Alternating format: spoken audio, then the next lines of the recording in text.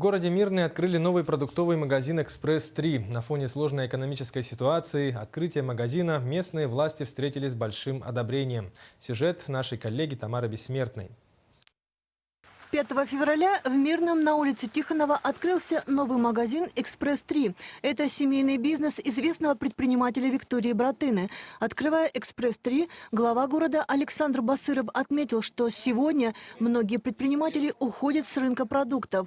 А вы, цитата, «открыли хороший магазин, который без сомнения понравится жителям города. Побольше бы таких предпринимателей». Конец цитаты. Наверное, знаковым стало угощение караваем собственной выпечки.